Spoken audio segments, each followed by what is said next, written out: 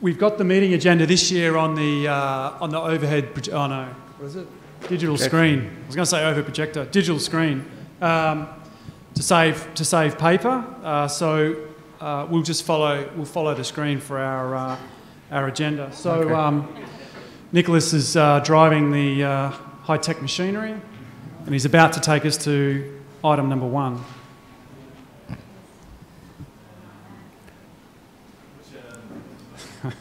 Homage. Homage. So if you can just put up notice of annual general meeting, the agenda's on there. So actually, while Nick does that, we'll just start things off and do the homage to the Buddha, Dharma, Sangha, 5 precepts, and short meditation, led by Ajahn Brahm. Okay, so we do a bit of bowing here first of all. So do the Arahang Samma Sambuddha.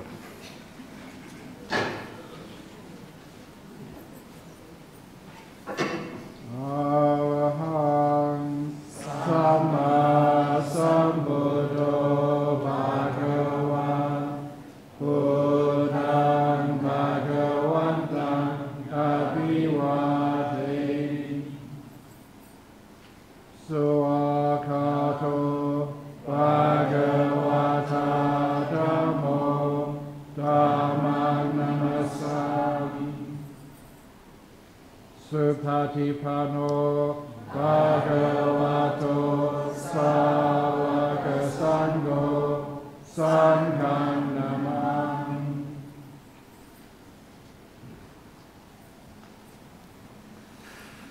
So now take the 3 refuges first of all, so you can chant along with me. Buddhaṃ Saranang Gacchāmi.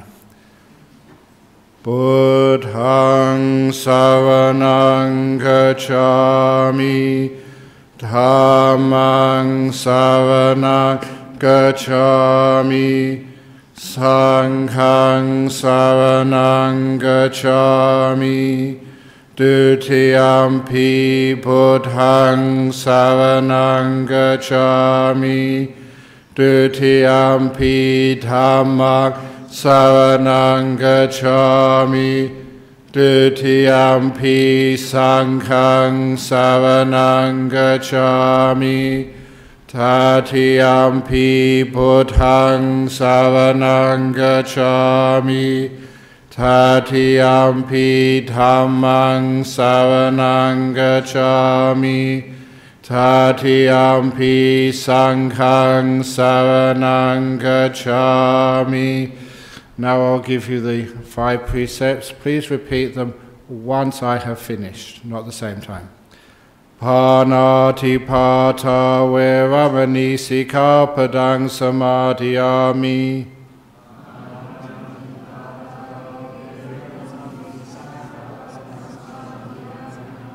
Adinādāna veramani sikkhapadang samadhiyāmi.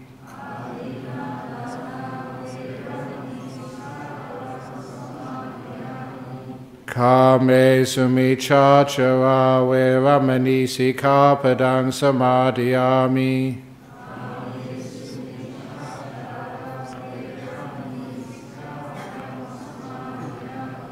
Musāvādā veramani sikkhapadang samadhiyāmi.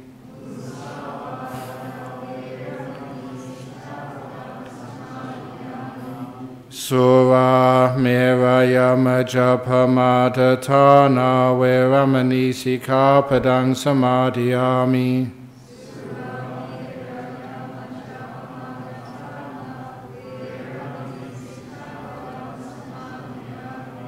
Imani pancha sikkhapadani silena sukhatingyanti silena bhoga sampada silena niputingyanti tasma silang visodaye. So now we have just a short meditation, 2 or 3 minutes. So just to remember why we're here. So just to sit comfortably and just to close your eyes. One of the meditations taught by the Buddha was something called Chāganusati, the reflection of one's giving, sacrifice, service. As we just think, remember just all that each one of you has sacrifice given to something greater than you, to something which has created this Buddhist society of Western Australia with all of its sub-entities thriving, looked upon from other places in the world as a great example. And you're part of it. So see if you can allow that to give rise to happiness and joy. It may not be the perfect garden, but it's pretty beautiful.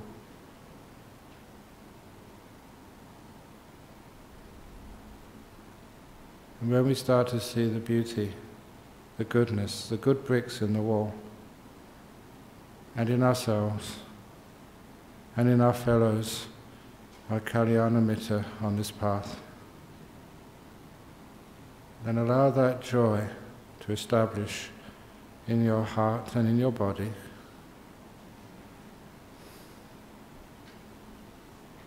A feeling of receiving, appreciating the power, the joy of goodness. And once that goodness is established, then you'll find it easy to be peaceful.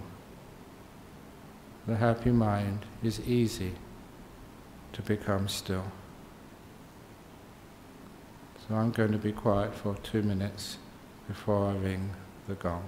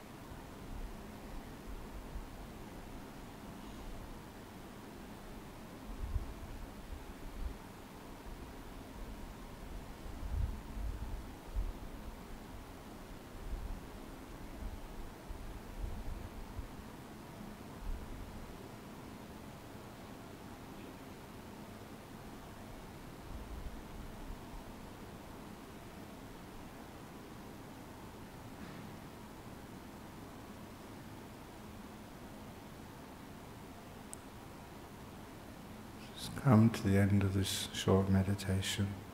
I'll now ring the gong.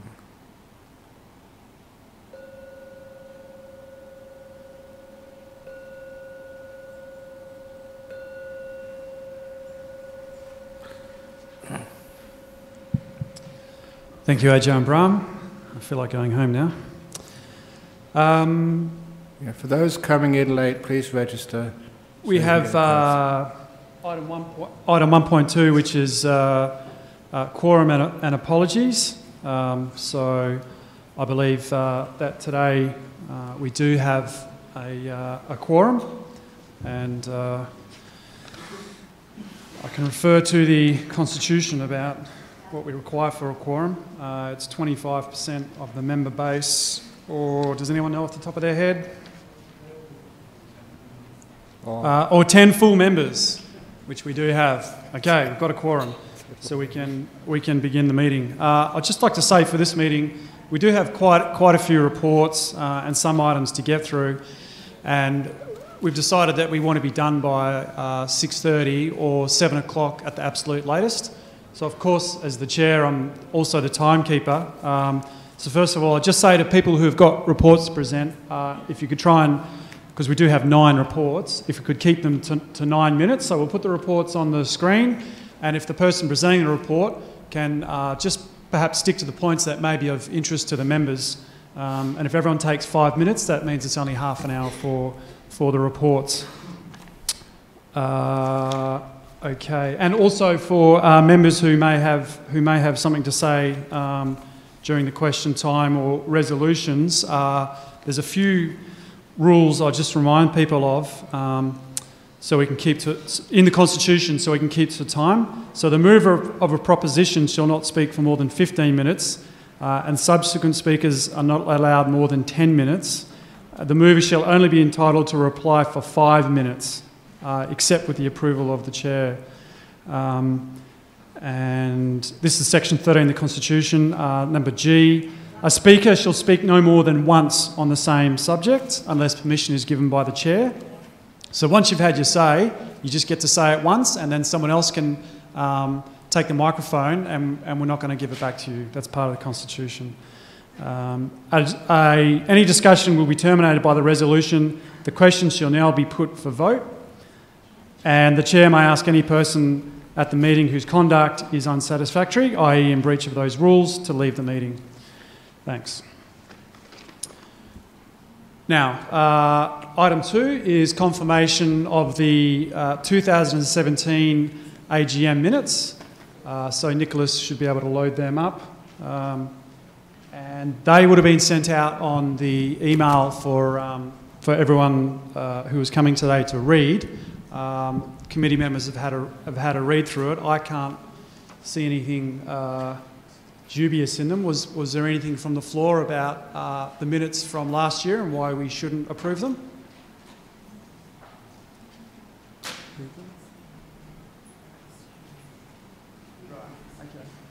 Oh, sorry, the secretary's just reminded me that we're live streaming, so we're all on camera. And welcome to everyone overseas who might be watching. So let's just quickly, we'll just take 2 or 3 minutes to go through this, just to jog people's memories in case they forgot. So we had the reports from last year, which we don't need to go through again.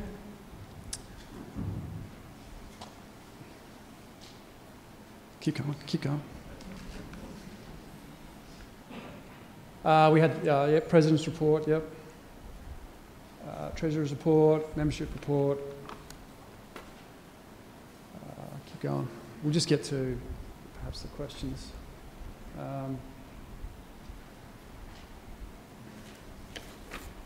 Election of committee members, questions with due notice.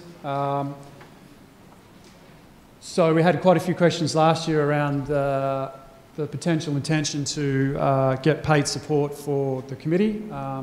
This didn't happen. That obviously turned into the survey this year, which we'll talk about later. Keep going.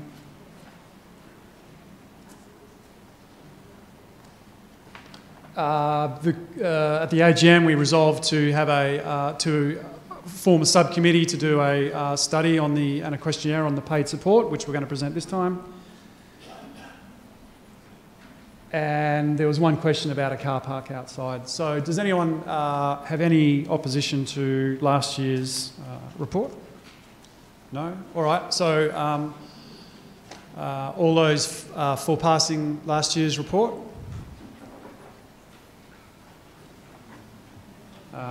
All those against? Anyone abstaining? We'll call that unanimous. Approved by the Spiritual Director? Yes. Yep, passed. Okay. Geetha, sorry, I assume you're taking the notes for if we've got any opposition or abstained on the hand count? Yep. Okay. Right. so item 3, reports and adoption thereof. So the first report is by the Spiritual Director. AGM, please. Okay, we have it on the screen as well. But I began by saying this past year has been a difficult year for me. But saying goes, when the going gets tough, the tough get meditating. That's my standard joke put in there. But it has been a very busy year. Bodhinyana Monastery continues to attract many, many good candidates. And it's tough for me that I can't allow all of them to stay because we have a problem with accommodation. We had Range Retreat 2017, 21 monks, 4 novices in residence, 25 sanghas staying at Bodhinyana. We only have 21 kutis and 2 rooms at the Hermit's house, as well as non-permanent accommodation such as a caravan and the room next to my hut. So we've only got maximum capacity, really close quarters, 24 to 26 sangha. We have purchased more land, but it's difficult to make use of it because of fire restrictions. We have an application for 6 more kutis, has been submitted, far from certain we'll get approval. And so we have been sending monks to Victoria and to the Cambodian Buddhist temple in Kelmscott. We have done the usual maintenance of all our land with fire prevention and also for looking after the forest with weed control and also looking after our water supply with a UV filter. Continue, and not just myself, but monks like Ajahn Brahmali go overseas to talk in many, many countries and to also to support other Buddhist initiatives in many other countries. And the last paragraph, with increasing invitations to teach internationally and interstate, plus ever more duties here in Perth, I have to say no to many deserving invitations. Therefore, when I decline to accept your invitation to a house dharna, to an important ceremony, or to visit your state or country, please bear in mind that I am an aging monk of limited resources, and please refrain from pressing the importance of your special invite. So that's my little spiritual director's report. The full text you can read later on. Thank you, Ajahn. The next is the report by the Assistant Spiritual Director, Venerable Hasapanya. Oh, yeah.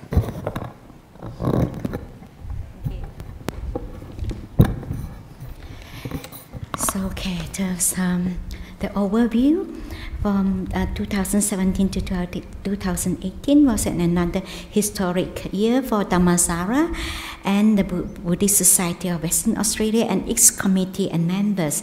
After the completion of the Sala Complex, car park, and Dhammasara access route, we are excited to announce that Dhammasara community will be building 4 additional kutis to accommodate the growing number of nuns in Theravada forest traditions. The estimate cost for this project is $350,000. As always, we are thankful for your ongoing support and generous donation in helping us realize this project and to enable more women benefit from the fruit of monastic life. And now we have a community of 10 bhikkhunis, 3 seminaries, and 2 anagarikas, in total of 15 residents at Dhammasara. So, and I just, I don't go through everything, and yeah, I've been invited to Singapore to teach and conduct retreat, and also conduct weekend retreat at Jhana Grove, and others, attend others conferences at Jhana Grove, and also attend this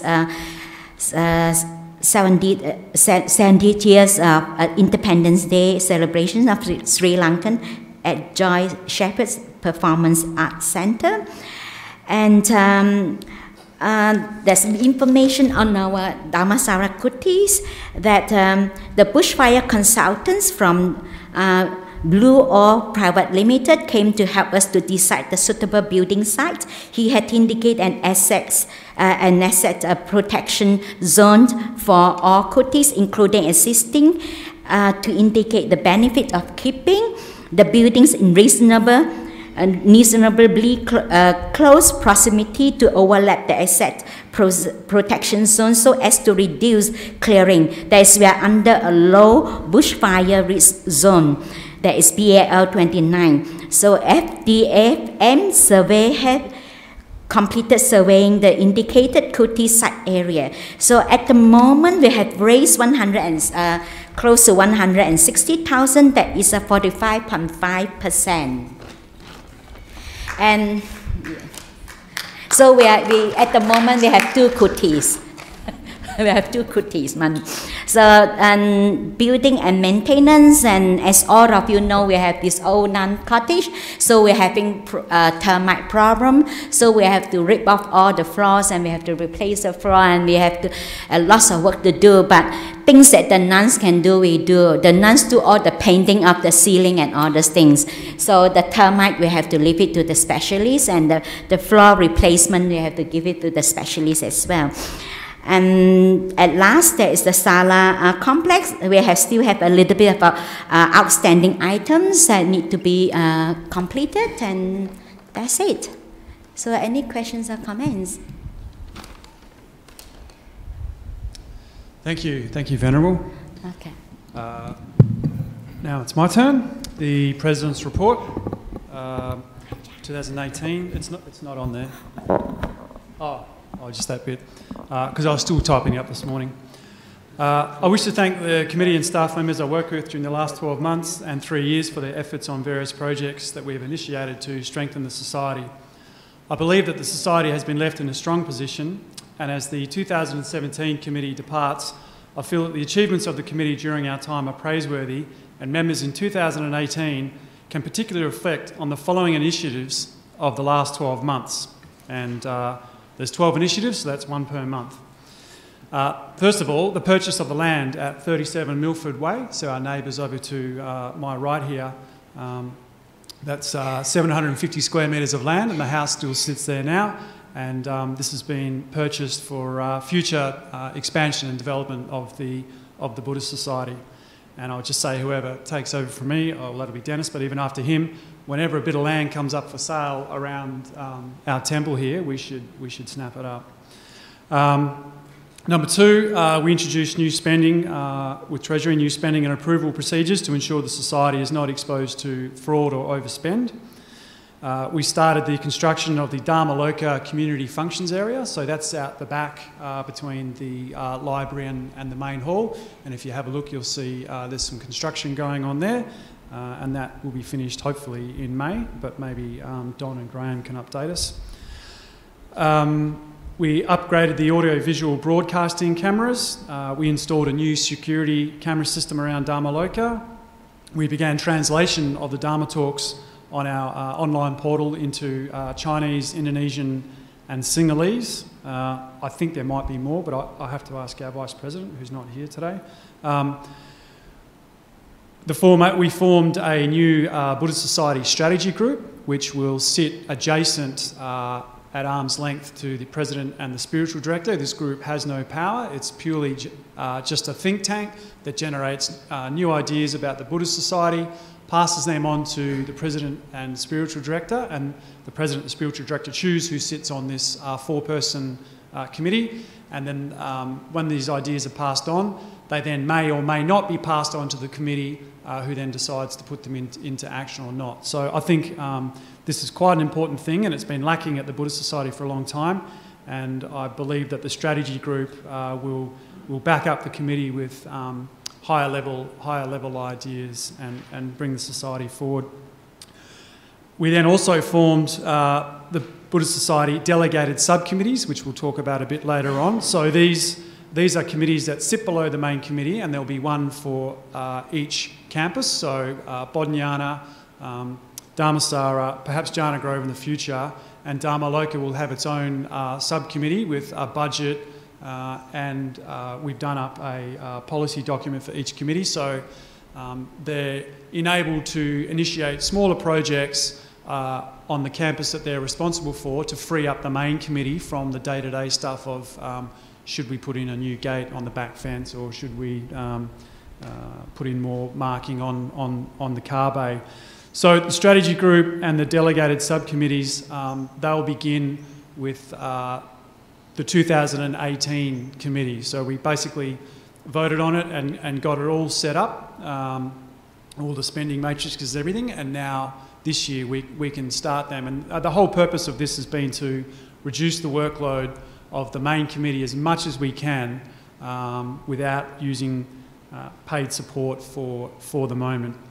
Number 9, we did the analysis and member survey on how the society could use further professional support. That would be potentially paid support, again, to help the committee, and in particular, reduce the workload of the executive. We'll talk about that report as one of the items later on.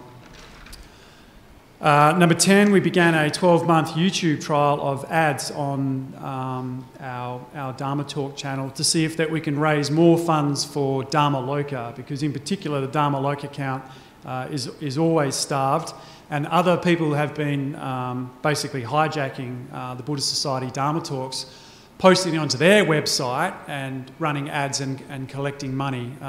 This has been a contentious issue in the past, and we decided this time, let's just do a trial and let's just see if running ads on the Dharma Talk channel does raise any sort of significant funds. And if it does, after the trial, then the Society can discuss whether to leave the ads running on YouTube or not. Number 11, this is today. We've got a proposal to change proxies voting to bring it into line with the Associations Act to help prevent fraudulent voting activity. Again, this is an item for later on, but it's basically tightening up the rules around proxies and making sure that the society is not exposed to any overvoting or people wielding undue force, shall we say, at meetings such as these. And finally, also today, we're yet to vote on it, but the nomination, number 12, of Dr. Jeff Gallop, the former Premier of WA and our long-time patron of Jhana Grove. We're hoping to elect him as an honorary member of the Buddhist Society today. So of these 12 things that we've done in the last 12 months, and there has been more, but I thought that today these particular ones would warrant your attention. The member survey has been the most contentious because this is about the governance of the society and how the society should run itself and how much support our volunteers need. There were two main views that the survey showed, basically no paid roles at the Buddhist Society or selected paid roles where we did not have people in the job or the volunteer skills available to carry it out. And the Treasurer may talk about this a little bit more during his report, but we had our letter of inquiry from the Australian Taxation Office, and they're examining whether we keep our deductible gift receipt status, which means basically the ability to tell people that if they give us a donation, they can get a tax deduction for the taxman. That's under review, and we've responded to this, but we don't have a ruling or response from the taxman yet. So in conjunction with this, we brought forward our usual audit with our accountant auditors, and again they highlighted a number of governance areas where we were lacking, and we still haven't addressed since numerous reports that they've issued us. And it's my personal opinion that we need to further tighten up our governance of the society because we're leaving ourselves exposed to either fraudulent activity or a lack of, unable to attract a talent, basically. And if we lose the deductibility status with the taxman, maybe we can get it back again, and I'm not saying we will lose it, but I do think that it's a wake-up call for members to realise that the society has grown from something quite small to something quite big, and we're not lacking any money, and so we should be resourcing ourselves properly so we don't have people like the taxman breathing down our necks saying, okay, time for an audit, and the committee having its hands tied with not being able to perhaps put more resources into it. We can talk about that a bit later, but finally I just wish you all farewell as I leave the Executive Committee, and I thank the committee this year for working with me and me working with them, and I wish the Society the best for the future, and good luck to the next president.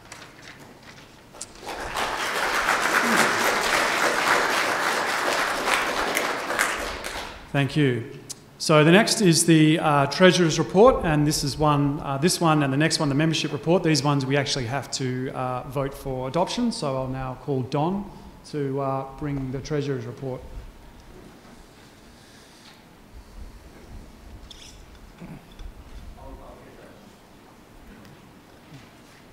Don, do you just want to maybe use my microphone while they get that one up and going?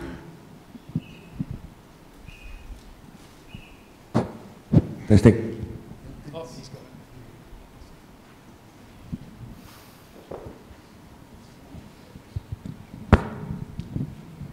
it. The Treasurer's Report has been printed and distributed, and just for time consideration, I'll just highlight some of the issues and some of the items that are listed here. This year, one of the main activities we involved with was the purchase of 2 properties, one here at Nansen Way, which is mentioned, and also another property at Serpentine for adjoining the Daldelia property, which is on the other side of the Giana Grove, which is for the expansion of the monks' monastery. Now, the property here was purchased with funds from the monastery. And the retreat centre. Sorry? Giana Grove Retreat Yes, Centre. Giana Grove expense account, and so it's in some ways considered as a Sangha property, and it's under the control of Ajahn Brahm and the monks.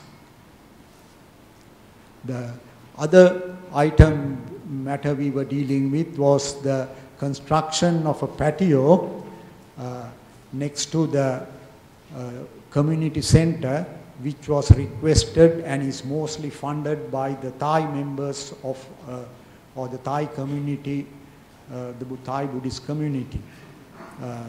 The plans have been put to the city of Stirling, and it's been there for about 4 weeks, and we are expecting the plans to get approved very soon. And once the plans are approved, the company who's going to put it has told me that within about a week they will then finish their part of the work, or put in the roof and the rest of the construction. And then we have got one of our members of the society, or a friend of the society, who is doing all the landscaping and the paving work at very concessional rates.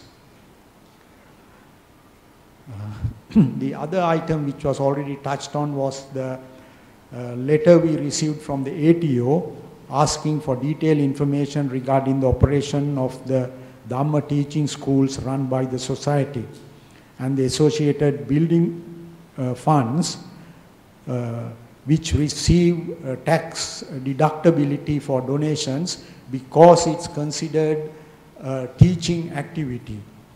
Now we understand that this type of letter asking for details went to other similar organizations also, so we have not been selected just for this, but it's a general letter that went to all associations.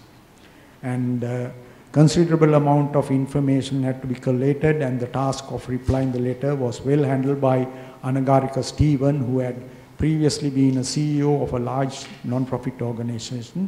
As a result, the ATO queries, we have reopened one of the accounts which was closed in 2016. And regarding this whole business of tax deductibility, I have to mention that it's actually only 20% of the donations that we received are being claimed as tax deductible donations. Most of the donations, we get large donations from overseas and also from people who do not claim tax deductibility. So it is unlikely, but in case we get a sort of reduction in the tax deductibility receipts and that we can put to the members, in my opinion, it's not going to be such a major drawback on the society. And also, we may have members who will donate money to the society irrespective of whether they get tax deductible receipts or not. So all in all, in my view, this is not going to be a serious issue for the society, but it's from all what we are hoping for and have heard, it is very likely we will be able to continue to receive this tax deductibility status.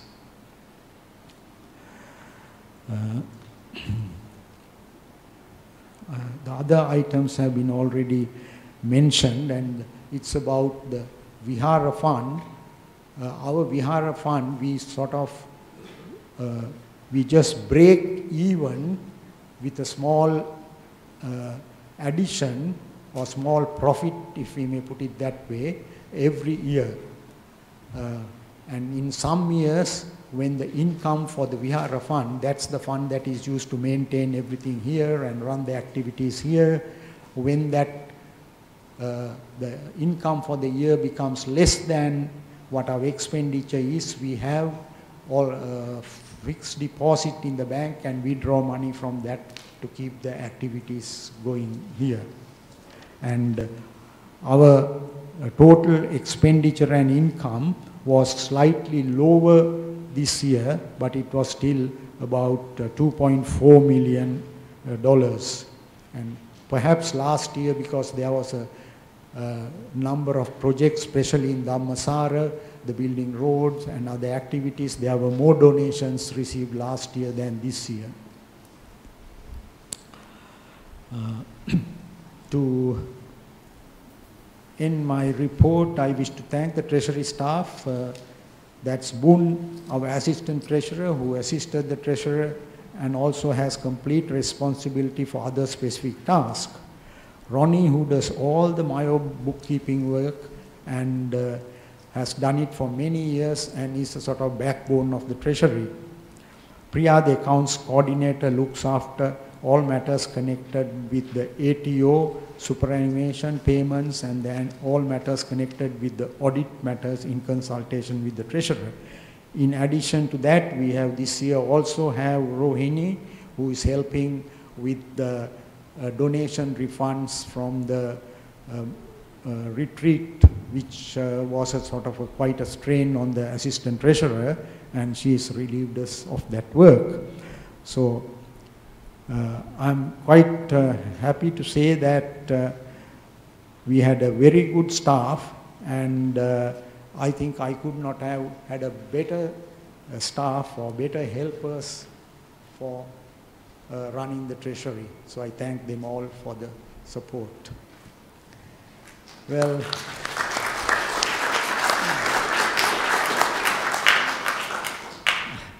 finally, after a long what I might say, serving to the Buddhist society, I am now finally retiring, and I think I'm at an age when I'm entitled to retire. So I'm retiring after many years, so I want to thank all the members, past and present, to help me with the work, and especially Ajahn Brahm, as I mentioned, when we disagreed things, he still came and advised me. Thank you.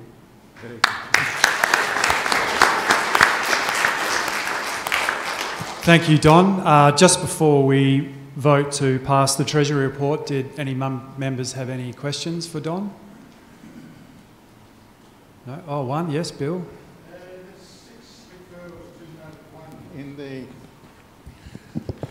There's 6 referrals to note 1 in the auditor's preamble, but there's no note 1 in the I'll leave that to Don. Yeah. Actually, these notes... Don, microphone. Sorry. Actually, these notes refer to how the auditor arrives at these calculations. They are sort of a detailed, what shall I say, accounting notes, but the net result is that the figures they have given, how they arrived at those figures are in the notes.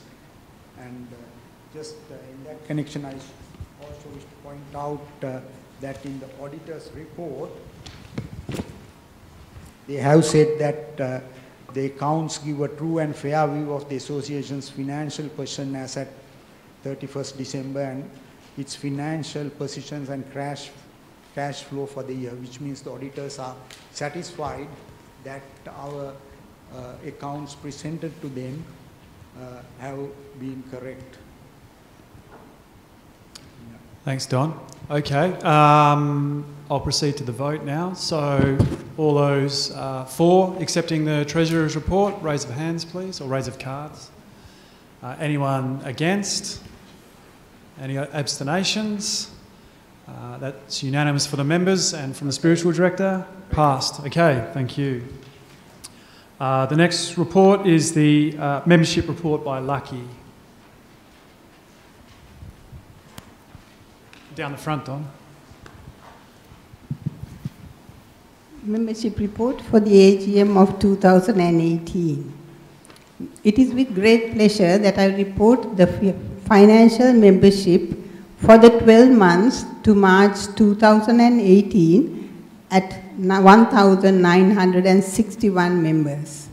This is an increase of 111 or 6% from 1,850 last year.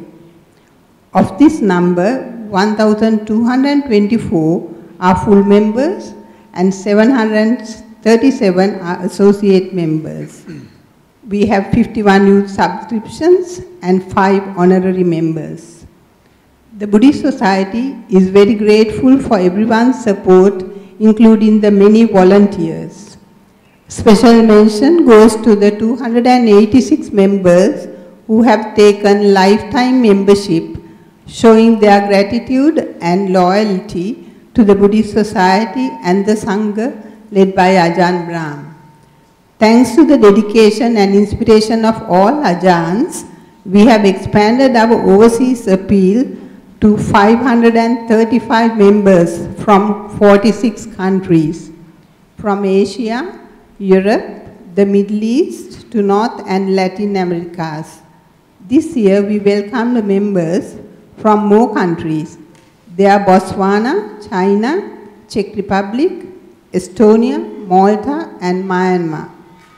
It is noteworthy to mention that the member numbers have increased in countries that Ajahn Brahm, Ajahn Brahmali and Venerable Hasapanna had teaching commitments, a direct outcome of their visits.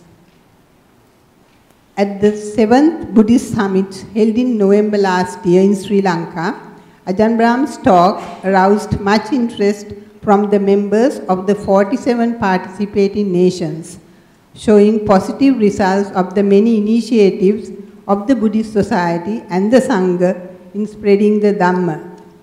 Along with this good news, it is with sadness that we remember our valued long-term members who passed away in the last 12 months.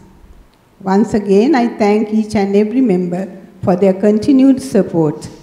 The Buddhist Society exists for you and depends on your generous contributions to continue the good work of the Sangha. Thank you. Thank you, Lucky. I notice we've now got one Luxembourgian, if that's what you call them, as a member, international member. Hi there if you're watching.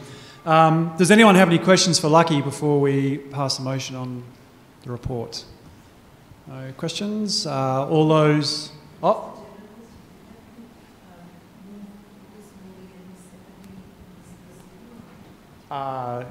Yes, we do. Okay. Yes, sorry, my mistake. Right. Let's go back to the Treasurer's report because we didn't have a mover and a seconder. So obviously Don would be the mover. So who would have seconded? Right, Bill would have seconded it, and Lucky will be the mover for the Secretary's report. So who would like to second Lucky's report? Anyone? Boone down the front. All those for passing the membership report? Cards, please. Okay, all those against passing the membership report?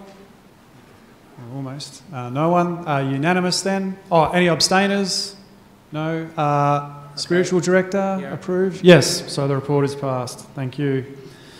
Okay, we have a very quick IT report from PJ, who will also be making a few notes on behalf of Sol Hannah, who couldn't make it today from Margaret River, because that's where he's moved to, our Vice President, as to take up a new teaching post. And Nicole, sorry. Just very quickly, with the IT side of things, most of the work this year has been internal. It's been about improving security to meet our legal obligations, and we've been doing a lot of work on future-proofing our library system, setting up a proper membership system, and setting up a portal so that you guys can streamline, payments, donations, things like that. Work with our subcontractors, Spartan, has been really good. In addition to the paid work that they've done for us, they've also donated more than 60 hours of their time. I'd personally like to thank all our hardworking broadcasting volunteers and all our volunteers for the IT side of things for their sterling service over the past year. I'll quickly get on to some of the highlights from the report from Nicole and Sol. The website's going well. We're getting lots of content being added. We're publishing Friday night talks regularly. And again, many thanks go to the volunteers who make all that happen. We've got our podcasts, which have really been popular. Traffic's increased more than triple. We're also publishing a backlog of all meditation and sutta retreats for people to be able to view. We've started uploading back issues of the Enlightened Times, and many thanks to the people who've been helping with that.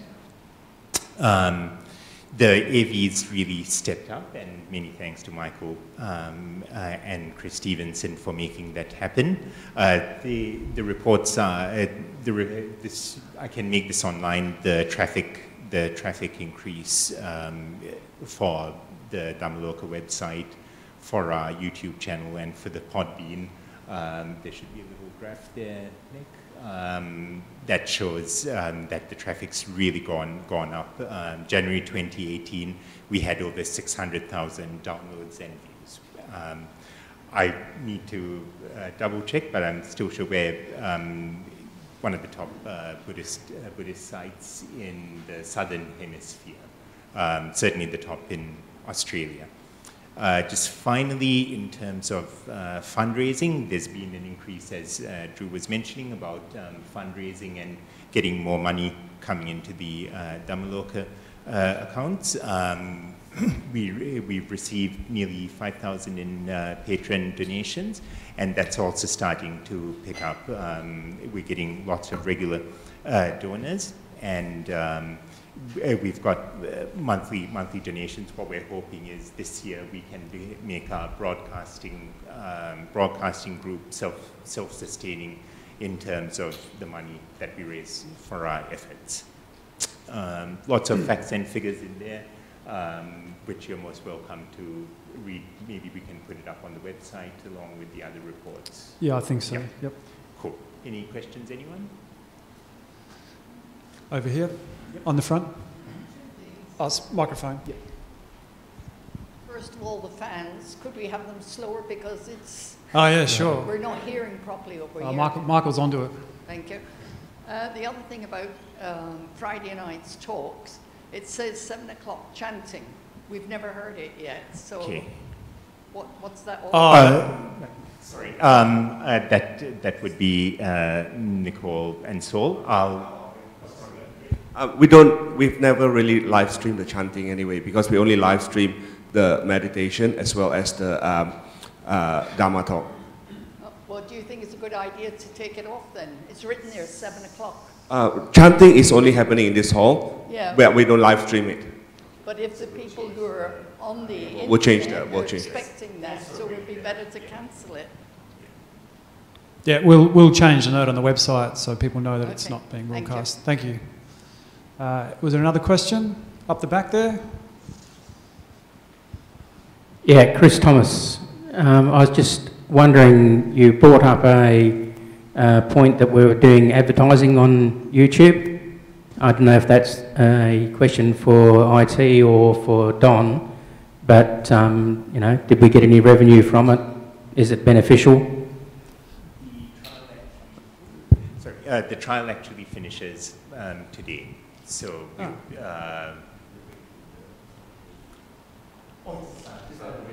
right, sorry, the trial's still running till the Rains retreat, so it's a bit too early for us to report on any outcomes in terms of that. But we will, in due course, release some information.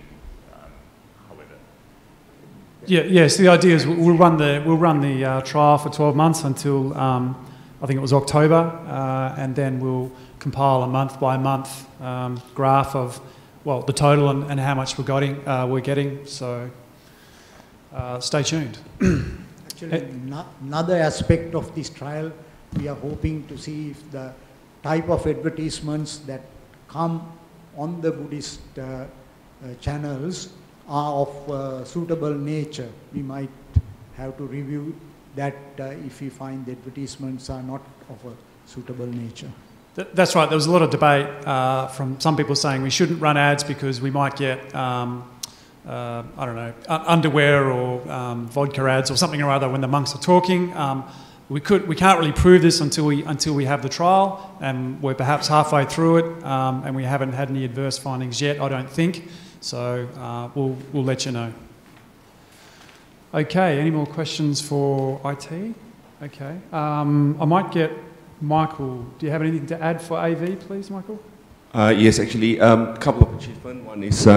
One is we've got a new lighting for the live streaming and the new camera that's just set up in February. And I need to thank all the team members, 7 to 8 of them, for doing live streaming. And I will be retiring this year from the position. Someone else will be taking over. Thank you, Michael, for your service.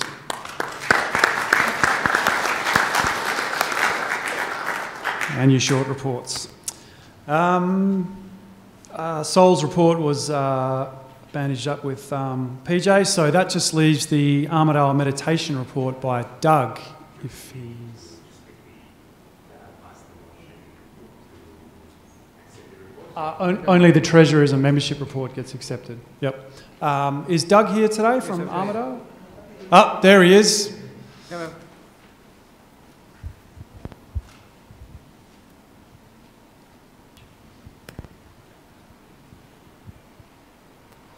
Thank you. Once again, the Armidale Group has performed consistently well over the year. This year, the group celebrates its 31st year in April. The group continues to be well supported without any advertising, with high numbers attending each week, mainly due to word of mouth and the kindness of the Armidale Health Campus for providing us with a free room, parking and security. The talks and guided meditation the group receives not only from the senior monks of the Sangha but also the junior members, plus visiting guest monks from other countries, are of great value and interest to all members. Our leadership team continues to perform well, with each member allocated a role within the group. The main one being a contact email service to let people know to whom we have teaching on the night.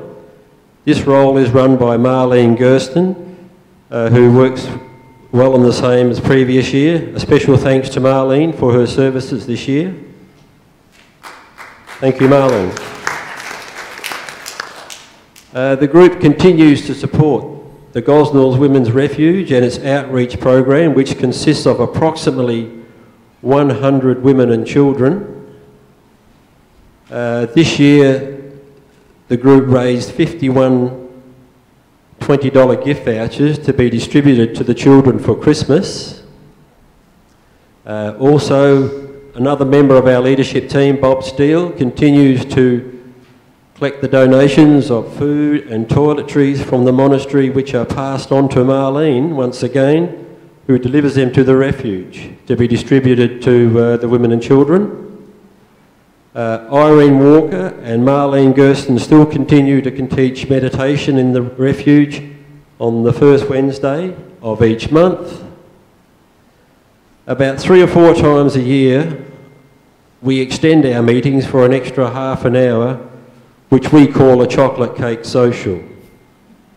This allows members to associate with each other and interact, and we supply food, tea and coffee, and it just makes the group far more sociable, and everybody gets to know each other. We, the Armadale Group, would just like to take this opportunity to spend a special thanks to Ajahn Brahm and the Sangha from Boniana Monastery for all the guided meditation and the teachings throughout the year. Thank you very much. Thank you, Doug. Was there any questions for Doug on his report?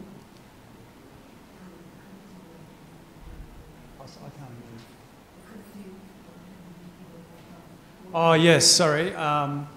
The committee passed a resolution at our last meeting as a vote of thanks for Rachel Green, who stepped down after, I think it was 30 years service. I think she was a leader for 30 years. So we minted that in the last meeting as a special thank you to Rachel for such long service, and we'd like to minute that again in the AGM to thank Rachel. So.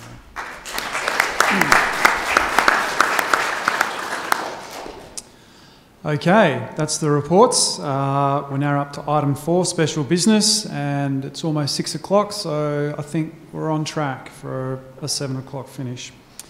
So, special business 4.1. Item 4.1, this is about the proxy votes, so it's titled Constitutional Change to Limit Number of Proxy Votes Held. Item 13.17 in the Constitution states that every full and honorary member is entitled to vote and shall have one vote only, and may vote in person or by proxy appointed in writing.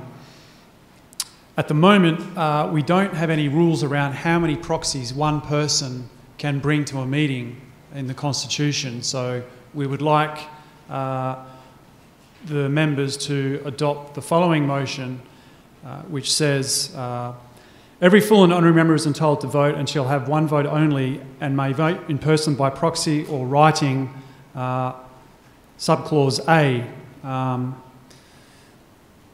Subject to subrule B, the full or honorary member may appoint an individual who is a full or honorary member as his or her proxy on his or her behalf at the general meeting. This is the key. Full or honorary member may be appointed as a proxy for not more than 5 other members. So this means one member can't bring more than 5 proxy votes to a meeting. The appointment of the proxy must be in writing and signed by the member making the appointment. The member appointing the proxy may give specific direction as to how the proxy is to be voted on his or her behalf. And E, a form appointing a proxy must be sent by post or electronically. It is of no effect unless it is received by the association not later than 24 hours before the commencement of the meeting.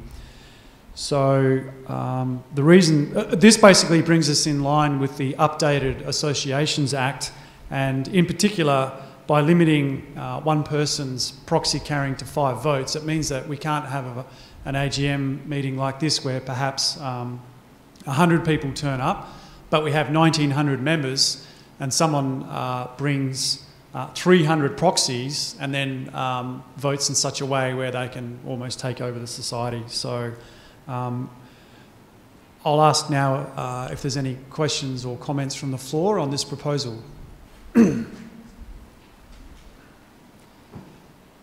Are there any objections to the... yes? At last point, E, that only refers to proxies sent by, electronically or by fax or email. So people can still walk in to the AGM with the proxy form. But if they send a form appointing a proxy was sent by post or electronically, then we have to receive it 24 hours before the meeting. Right, yep. I think that's pretty clear. Is there any controversy at all about this? Nothing? I might just take it to the vote then if no one's got any commentary. All right, so I move the motion for 4.1. Does anyone second the motion? Up the back with the red card. Sir, what was your name? Jake. Oh, Jake Mitra, former secretary. Okay, so all those for the changes to the Constitution around the proxies, please raise your card. It's almost everyone. Anyone against the proxy change? Anyone abstaining from the proxy change? That's unanimous. The spiritual director? Great, that's passed. Thank you. Oh. Any proxies here? Right, so is anyone using, anyone who raised their red card and is carrying proxies, are they using proxies for this vote? Right, so if they are, the Secretary has requested, can you please take your proxy to the desk so it can be recorded? Unanimous, yeah. Okay, that sounds easier because it's unanimous. Right, so the proxy votes are unanimous.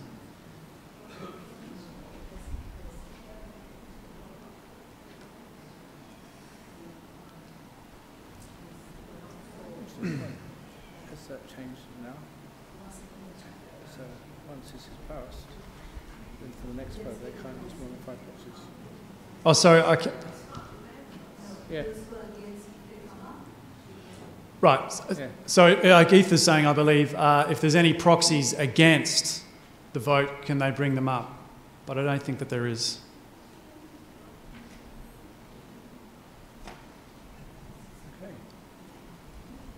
Okay, so I think proxies or not, we've got enough numbers for that vote to be passed. Sorry, you've got 70 proxies.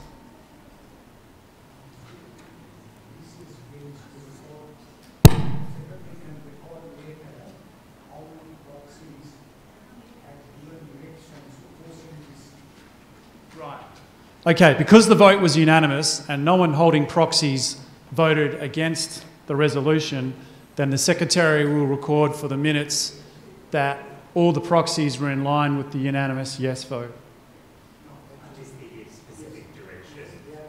Oh, unless some of the proxy forms have specific direction. Okay, so I think that's just a procedural thing that can be sorted out later on.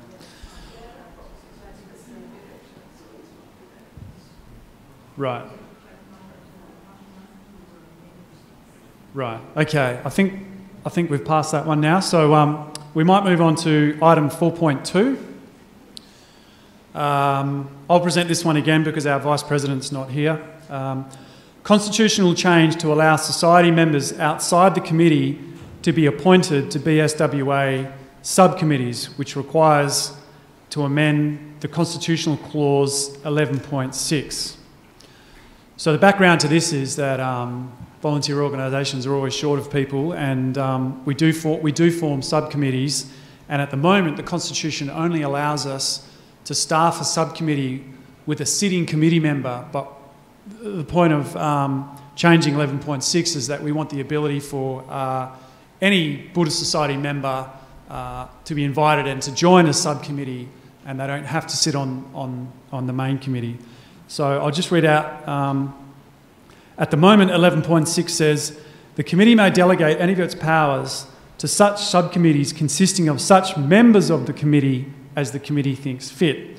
And we would like to change it to, the committee may delegate any of its powers to such subcommittees consisting of members of the BSWA as the committee thinks fit. Was there, I'm going to open the floor to any questions or comments, or does anyone have any questions? Okay, I'll start over here. Nick? Sorry, Nick first. Thanks, Michael.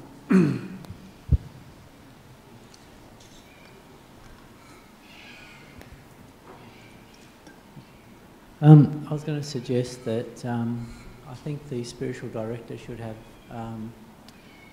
power to approve the appointees. Oh, we can't hear you, sorry. Sorry. I think the spiritual director should have, it should be a condition that the spiritual director approve the appointees to the subcommittees. Has to anyway. Yeah, so he already has that power because he's got the veto when the subcommittee's formed at the normal committee meeting. So it's built in. Oh, good.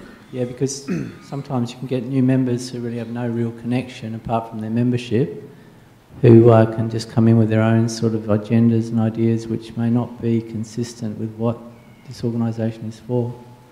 Sure, yep. Graham? Hello, my name is Graham Barnes. I'm a member of the committee. I just want to make sure that the membership are aware of the potential of this passing this particular change. Both of the options look very similar on paper, but in reality, the change means that the committee is effectively relegating pretty much all its responsibilities to non-elected members. And I think also the fact that this really only affects maloca. It doesn't really affect the whole of the membership, as I see. I have a few notes that I want to make here. This proposal was on the agenda at the last committee meeting, and as a committee member, I did not vote in favour of it. Having considered it further, I now believe that in the first instance, changes to the Constitution should only take place in extreme circumstances, and I do not believe this proposal falls into that category. The proposal as it stands is potentially harmful as it abdicates responsibility from the elected committee to an unelected and largely unknown body for reasons which have not been adequately explained. An argument has been put that this process is already in place at the monasteries and at Jana Grove, so why should it not work at Maloca? Well, I think one significant difference is that we're fortunate to have the Sangha basically taking a lot of responsibility for what goes on at the monasteries and at Jana Grove, and they effectively have a managerial and a veto over what goes on there. However, at Maloca, this is much less in evidence, and it is the BSWA committee that exercises management control.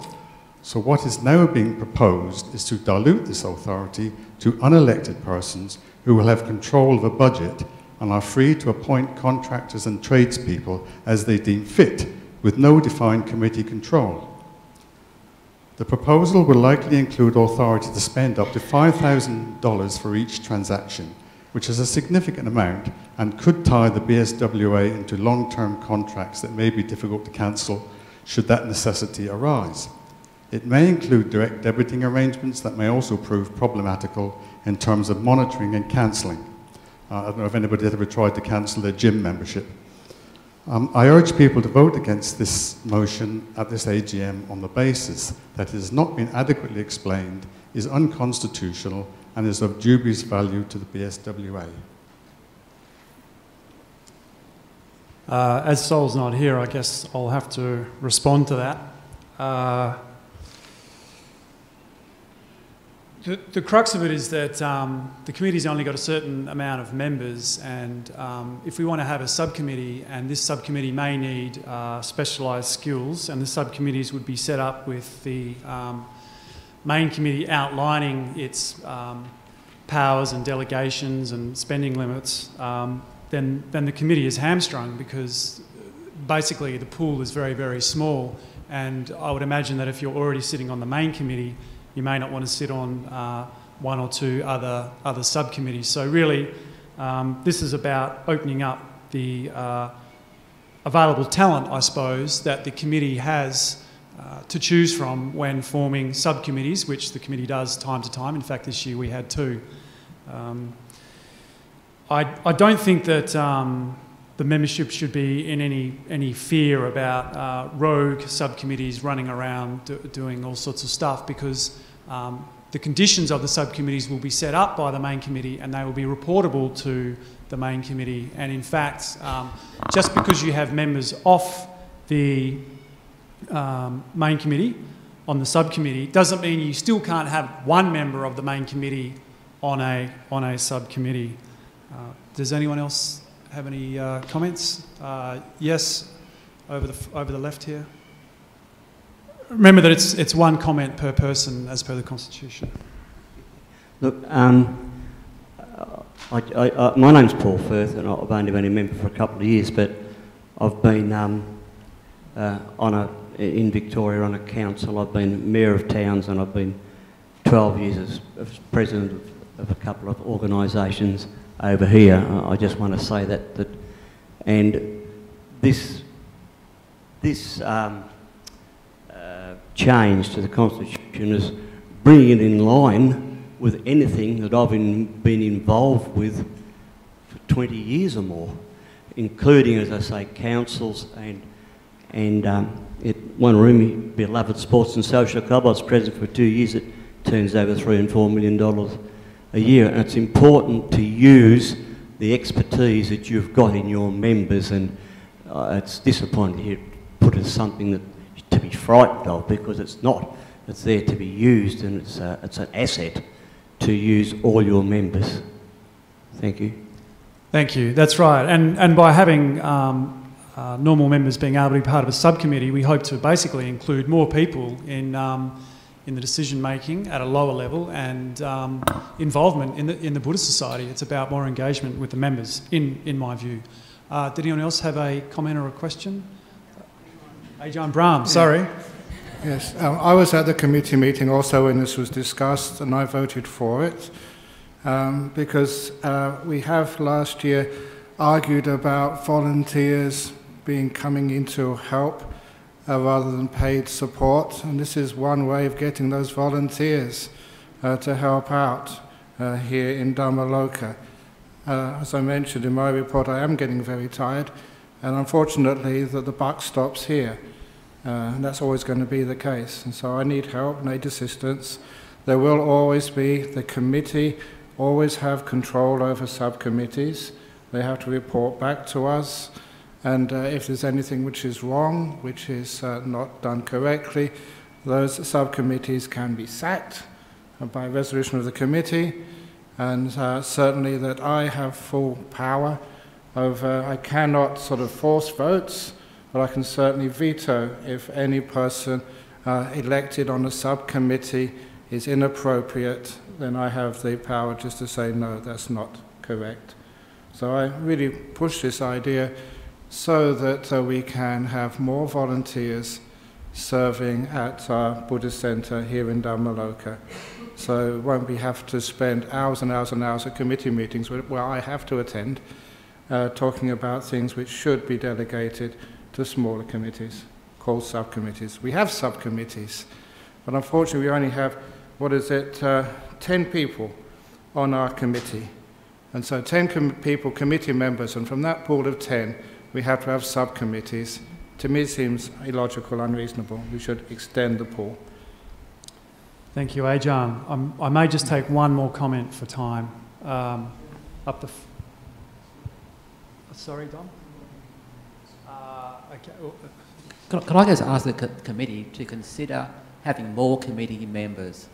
Because if we're growing and Ajahn Brahm's tired and other committee members are tired, why can't we have more committee members? And some of them can be assistant ones or helping out or gaining experience. And they could also possibly be on subcommittees, at least have one person. Is that worth considering? I'd just say, Wayne, that this year we're lacking 3 positions on the committee already, as in there's 3 positions we can't fill on the committee, so perhaps expanding it may or may not work. I'll just move to Don, and we may move on because we're still only halfway. If you just be brief, please, Don. I have no objections to a lot of things that were mentioned by Ajahn Brahm and some other people, but the issue is, under the proposed arrangements, you can have completely a subcommittee without any committee members on it. Now, in fact, when this came up at the committee meeting, I proposed that we should have the subcommittee constitution clause or something defined so that whatever subcommittee that is appointed will at least have some committee members, because we have 4 committee members at present on the committee who are not allocated to any task, so there should nothing to stop at least say 2 or 3 of the elected committee members being on a subcommittee. We can get expertise, as it was mentioned, from other places, but I feel that at least some positions in the subcommittee should be occupied by people who are selected by you, the members of the society.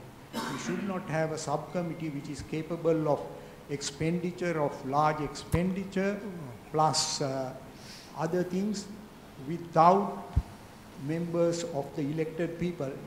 And that is actually removing the say that the members have in the activities of the society, when all people from a subcommittee can be just appointed. It is true that maybe this year with Ajahn around and all that, the next year we'll get good committee members into that. But this is a change which will affect well into the future. And things might be different in the future, when especially there is also a tendency for the committee to be reduced. The committee will get reduced, subcommittees will all be appointed by the committee, and it will be almost sort of a home and home affair, rather which leaves the members out of the picture. So I think the members should seriously consider the repercussions of this, and also whatever this is meant to achieve by forming a subcommittee, I have no problem with that, but that can be achieved with some members of the committee in it, and if there aren't enough, other members can be co-opted into it, which is already as provided in the Constitution. Only 4 co-opted? Yes, so 4 committee members can be co-opted. For all subcommittees? For subcommittees, all yes. subcommittees, every subcommittee? Yes, 4 can be co-opted for this, and for example, if 6 members are in this committee, you can have 2 of the elected members who are elected by the general membership and 4 co-opted. Whereas if this change is made, you can have a subcommittee which has no elected members on it, just appointed people, which I think is in the long run detrimental to the society, and members should think carefully about voting for this resolution. Okay, thanks, Don. So we're not going to change this today. This is the vote to be voted on. So it's either yes or no when you vote, and it can be reiterated at the next AGM if it's to be added that they have to have a main committee member sitting on it. But today we're going to vote on this one. Michael, can I have just a quick word. 2 years ago, I wasn't on the committee member. I was appointed as the AV coordinator by one of the committees. So I I was only elected as a committee last year, and I don't see the reason why you can't appoint someone who could actually run the place. Like this sort of things, AV, do you really need to bring it as part of the committee? I don't think so.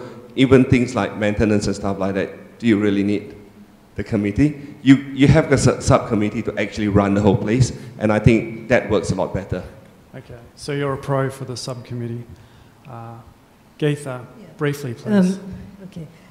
Michael, so the model that the AV was using, I think that can work without it being a delegated authority. So when there are spending requirements, they came up to the committee. So that can work. That doesn't mean they are subcommittee delegated authority. So my position is, like Ajahn said, we do need to involve members, but they don't have to be the subcommittee making decisions and having the cost center responsibilities. The constitution change is not going to attract any more members to do the work. And that's what we really need. So my point is that the constitution currently does allow subcommittees to be formed, consisting of committee members, plus we can have co-opted members to make up the numbers.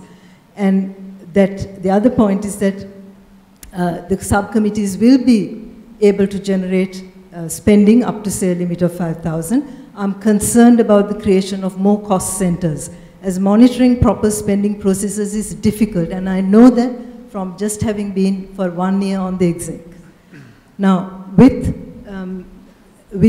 elected members not represented at all on subcommittees, it's, I think, more of a concern. So I am concerned about this resolution because unless very clear regulations are put in place, which it has not been, this change to the constitution would mean that the elected committee may lose control of the decision made by subcommittee. It dilutes the authority of the committee. In its present form, I cannot support it. Okay, thanks for those views, for the pros and the cons. I think that we'll just put it to the vote now. Okay. Can we have a raise of hands? Sorry, I'll move the motion. Who would like to second the motion? Angela? Can we have a raise of hands for all those who vote for the resolution? Right. Geetha's doing a count. Oh, who's counting? 1, 2, 3, 4, 5, 6, 7, 8, 9, 10, 11, 12, 13, 14, 15, 16, 17, 18, 19, 20, 21, 22, 23, 24, 25, 26, 27, 28,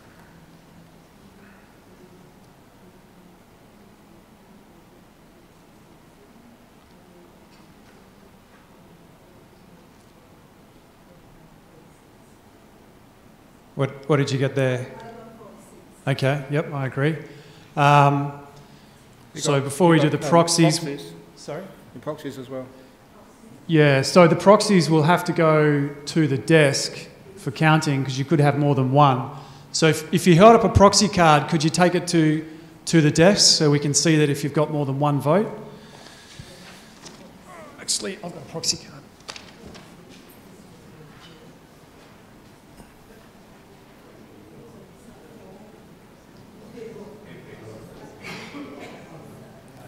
Point of order, now we changed the rules for proxies.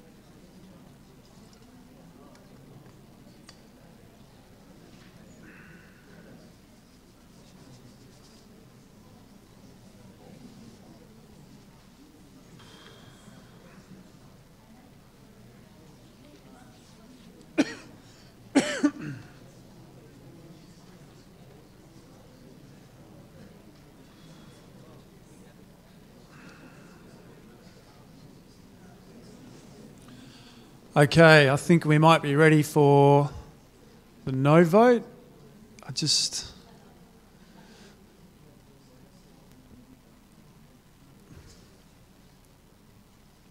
We ready, Geetha? We ready for the no vote?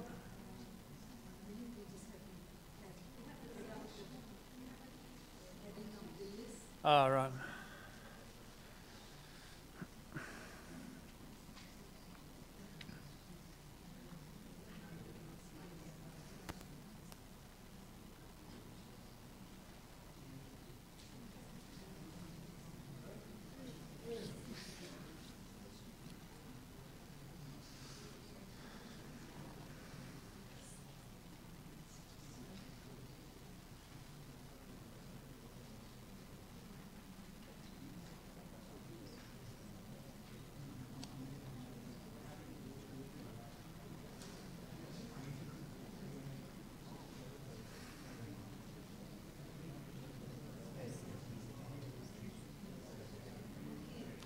Okay, everyone. Can we please now have a show of hands for those against the resolution? Revolution. It is a resolution. Okay. Okay, hands up.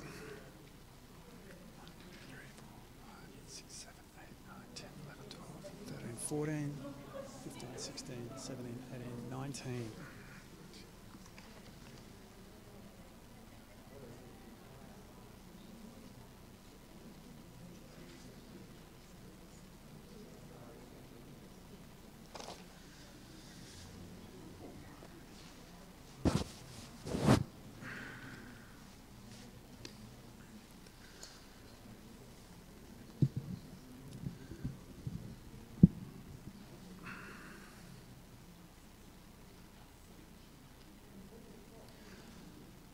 Geetha, do you have a 18? I counted 19, but I'll take 18.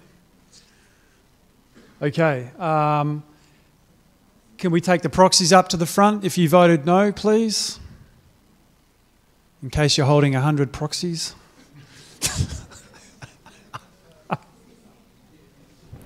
As a point of order, is how many proxies are a person allowed to give now? From now on, it's 5. So right now, if anyone has more than 5 proxies, they can only give 5. Yeah, I'll just go check. Yeah.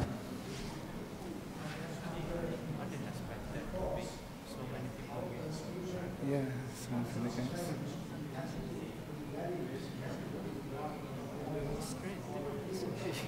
Yeah, exactly.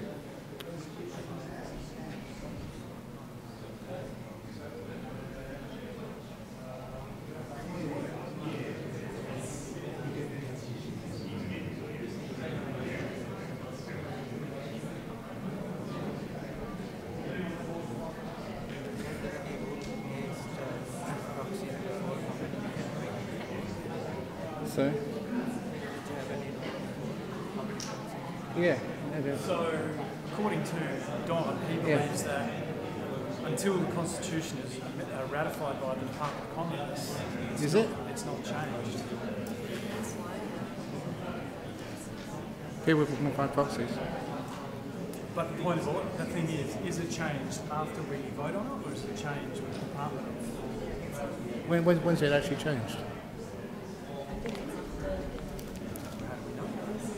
Again, where's Cecilia? Yeah.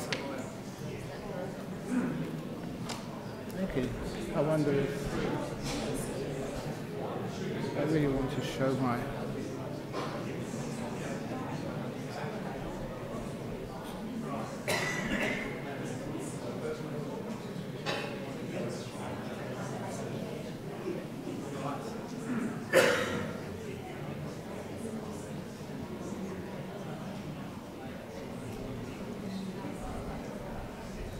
I'm really upset at that.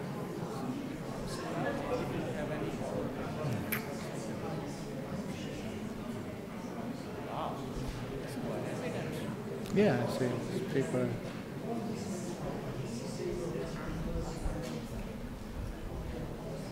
What if I can resign as spiritual director?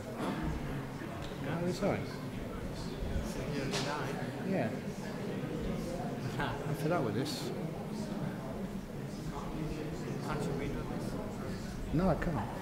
What I can do is basically taken my constitution away. Yeah. Can my constitution back? Yeah, okay, I need to get it back. No, I don't. But I do have the opportunity to ask for a special AGM. Because I'm getting a bit upset at this. Yeah. Yeah. Yeah. Or, if not that, to have resigned as spiritual director. I did that over with the yeah. Yeah. No Friday night talks. No, it can still be Friday night talks. Exactly, yeah. This is what I've said this. Sorry? 4.1 is now valid. It takes place at good time, so you can't change it. Okay.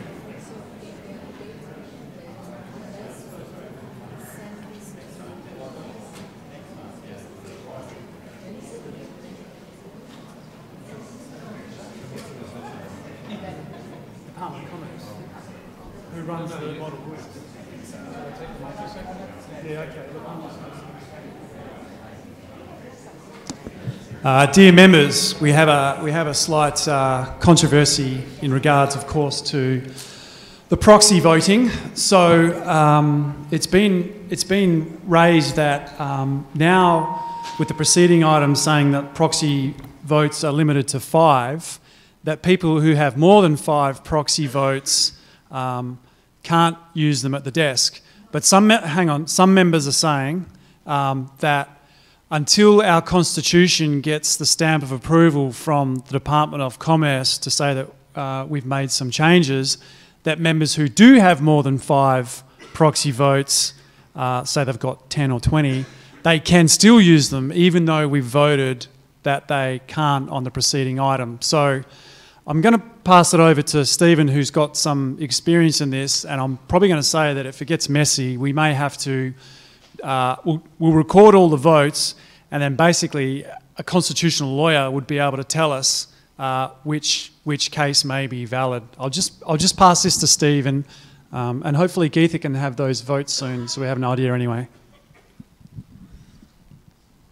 Okay, thank you for this opportunity. I'll try and go slowly if need be. So the first principle of governance is that you're capable of running your own affairs, and you put the documents together which you send off to the regulators, and the regulators look at that and says, does it meet the features of the Act? They won't be rubber stamping this. They will assume that you've held a meeting with a quorum, with sufficient people in place, and because it preceded 4.2, 4.1 is now valid. Members can't say that they weren't aware of the item. It was on the agenda. It has consequences for 4.2, but the association will not get into piggy in the middle in terms of this issue. So my reading of the situation from many years of experience is 4.1 holds, and therefore the maximum is 5 at this moment in time. And okay, we'll have a short word. Yeah, very short.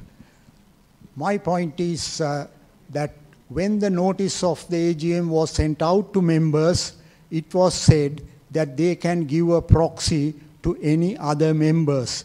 It did not specify that they have to, that there is a cutoff point or anything like that. So members of the society in good faith have given their proxies, and also in number of cases where they have actually specified how the vote should go to other members. And now, just because it is likely that the motion may be defeated, you can't change the goalpost, right? That is just not on to shift the goalpost to suit the outcome of this vote. We don't know what the vote is, but I think in principle, to try to change this is then for all those members who have given the proxies, and some may have more than 5, you are disenfranchising those members who have given the proxies to some people, which is quite unfair, and it's changing the goalposts. Yes, may I ask, were those proxies freely given, or were they sought for? Did you ask people to please vote on this, or did they receive the messages, the notice of the AGM, and just offer their advice with fair idea of what they were voting for and why?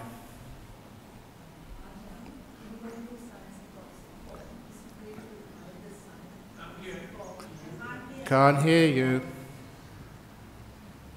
Ajahn, we have to accept that adults, full members who are signing a proxy form are signing because they mean to sign it. But were they asked to sign it? Well, there were some people who sent proxies to me who didn't know me, international people as well. But were they asked and explained what the problem was? Ajahn, that is not fair. Half the people here don't really understand some of what we are doing here. But I'd object to that. I'd object to that as a point of order. Okay, I'll take that back. In the same way that the proxies also, I hope, knew what they were doing when they signed the form. But, in fact, this point is irrelevant because it says in the Incorporations Act that whatever decision is made at any time at the AGM until it is submitted to the Department of Commerce, it does not become our new constitution. Is that so? That is true. Okay.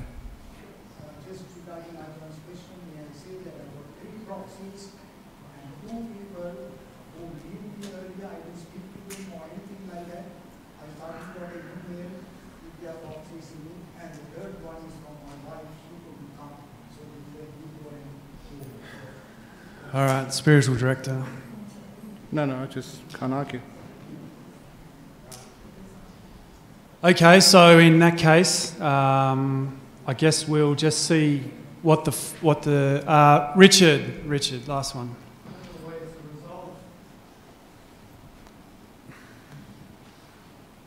As a way to resolve this, given that the point of law has been raised, it seems to me that maybe it's worth formally raising the motion, putting the motion that we actually accept your proposal. We put to the floor your proposal that we count in both ways and we accept the one which we are then advised by a lawyer is the one that's constitutional. Yes, I was going to say that really only probably a constitutional lawyer would... I mean, that's the only person I would probably have confidence in at this point would be a constitutional lawyer. So perhaps we see what the vote is and whichever way it swings, we get an independent legal opinion on, say, Monday. It won't take very long. And then that can be put into the agenda. Does anyone have any objections to getting independent legal advice on Monday, no matter what the outcome of the vote is? Does anyone object to that? Are most people, in theory, for getting independent legal advice on this resolution after the weekend? No, so everyone's abstaining. I object. Object? I think this is a fairly trivial matter and it's a waste of time and money to sort of take it to a lawyer. Yeah, but we have to govern the society properly, and if we don't know what we're doing, we need to probably ask someone independent, I would think.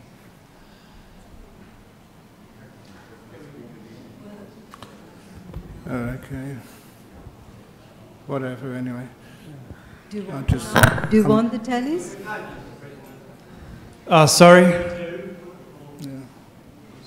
Well, can I say that, look, we put your proposal to get legal advice to please put it to a vote. Okay, otherwise all right. We'll so just keep talking and talking and talking. Okay, so I'm going to put the vote. All those for getting independent legal advice regardless of the outcome today. Okay, all those against getting independent legal advice. Okay, so that's passed. So we're going to get, no matter the result, we're going to get independent legal advice, and we just need to make sure that the... Don, you've had your say, right? You've had your say, right? You get one say. No, you get one say. You get, as per the Constitution, you get one say on an item at the AGM. You've had two now. No.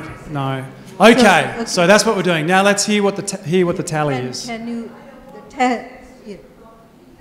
So what was the resolution the motion that you just put? The resolution that the members voted on was, no matter the outcome of the vote, independent legal clarification will be sought on Monday or this week.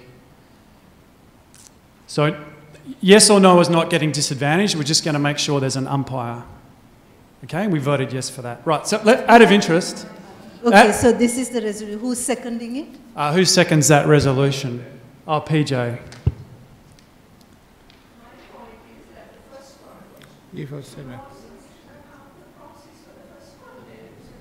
No, well, we can ask the independent legal advice, but the resolution wasn't passed until... 4.1 wasn't passed until it was voted on, so in that case we can't limit the proxies. We did not count the proxies at the time. Oh, there wasn't any proxies. Okay, well, it doesn't matter. Okay, so can we just move on? Geetha, can you just give us a rundown on the yes tally? and no? Yes. Okay.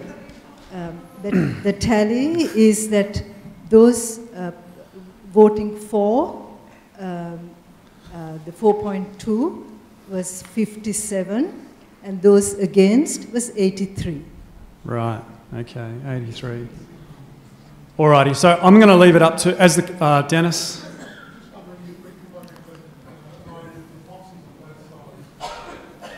I was wondering if we could have an idea of how many proxies were on both sides. Yes, Geetha, how many proxies were on each, the yes or the no?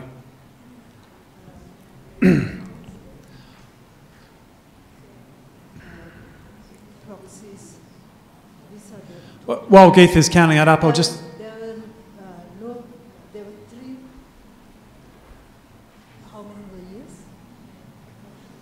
sorry, we'll just, let me just... Well, Geith is counting. 10. Yeah, 10 proxies. 10 for the yes. For the yes count. Yeah. 65 for the no count. And 65 for the no. Right. Okay. I'm glad we passed that proxies law so the society won't be in this position at the next AGM.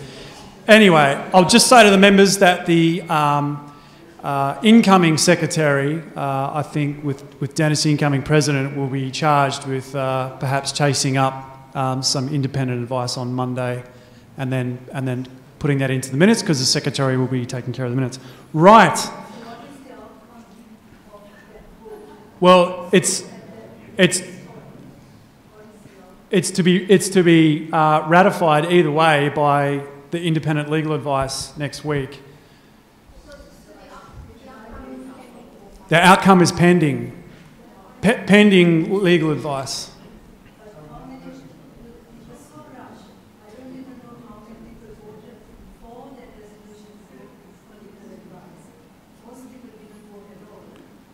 Oh, they did vote. We'll do it the easy way, because there was very few no votes. All those, again, who voted no for getting independent advice on Monday, please raise their hands. 1, 2, 3, 4, 5. There you go, 5. How many for? Sorry, 5, 6, 7, 8. Sorry, I couldn't see you down the back. That's 8. Right. And how many for getting independent advice? And how many for, again, getting independent legal advice? 1, 2, 3, 4, 5, 6. I think that is quite clear. 20. That's easily a majority. Okay. Right. That outcome's pending. We will let you know when we release the final minutes. Okay. Now for something easy. Item 4.3 says 8.2, but it should be 4.3. Proposal to confer honorary membership on Dr. Jeff Gallop. So Dr. Jeff Gallop is the former Premier of Western Australia, and he did the opening ceremony for Jana Grove, and he's been the patron of Jana Grove ever since. I've had a few conversations with Dr. Gallop. He's now currently living in Sydney. He takes a great interest in the Buddhist Society, and as he was a patron of Jana Grove, I thought it fitting that he should then also be an honorary member of the Buddhist Society Western Australia. The second part to that is that it's always good to have high-profile supporters in the community of our centre as honorary members. Any questions on this before I put it to the vote from the floor? Yes, one question in the middle on the left.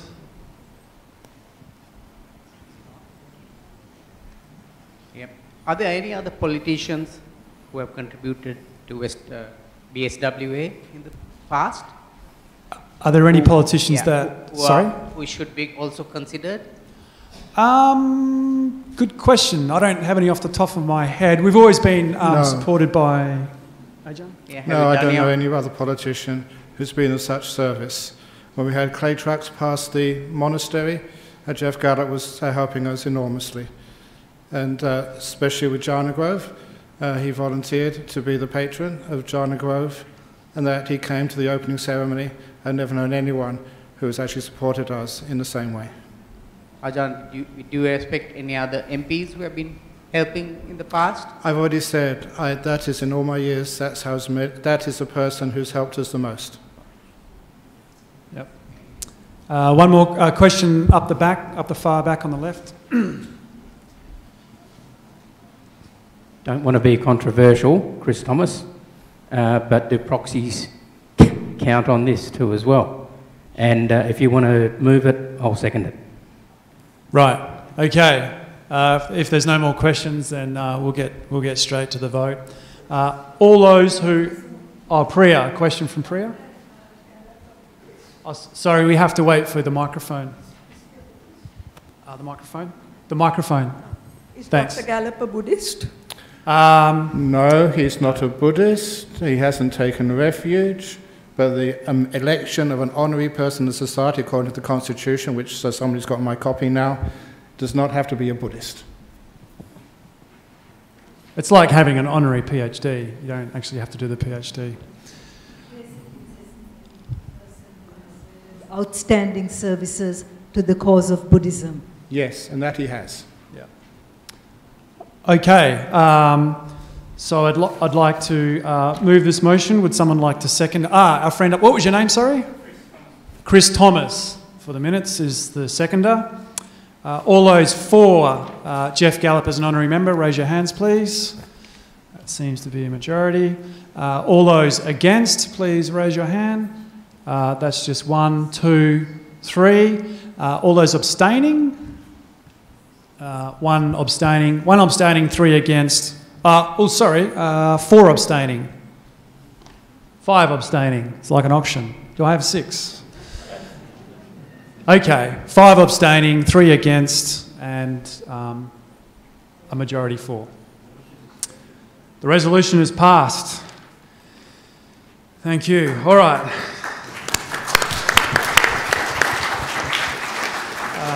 Now for something uncontroversial, we have the election of office bearers in committees, committee members. Geetha, would you like to read this out?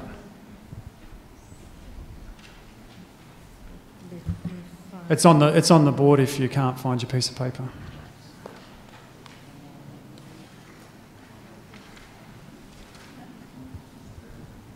So I'll introduce this this year's committee, the new committee, who have all been nominated and elected unopposed, as there were no contesting nominees.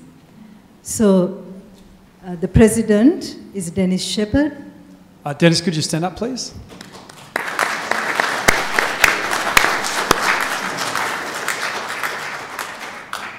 Vice president is Leha Go.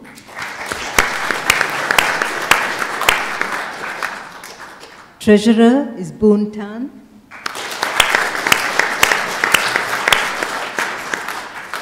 Honorary secretary is Angela Black.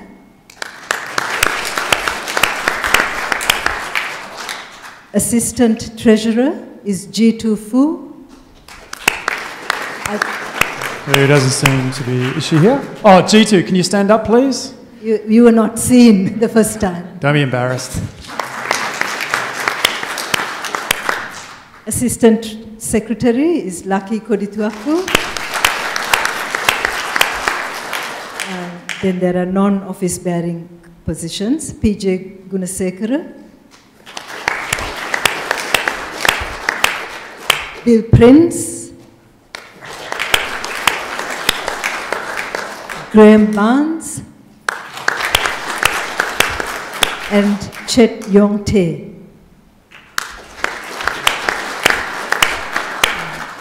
There are some non-committee positions which I would like to acknowledge. Community Coordinator Anusha Yatavara.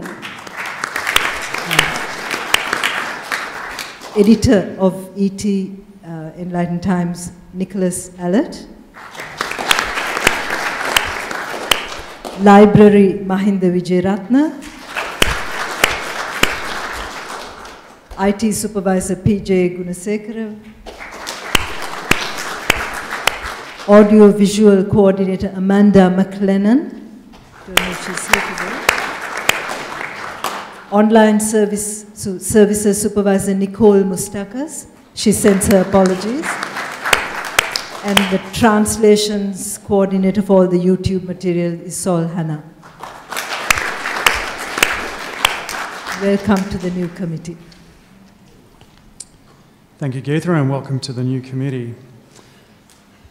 So number 6 is questions with due notice, and I didn't receive any questions with due notice unless Geetha forgot to... Do we have any questions? No. So there's no questions for due notice. Okay, so the next section is questions without notice. Now this is the second last item, and then we've got 2 items of general business, and it's already 10 to 7, so we'll try and be as quick as possible. If there's some questions without notice on the floor, anyone? One question. Where's the bathroom? That's what I need.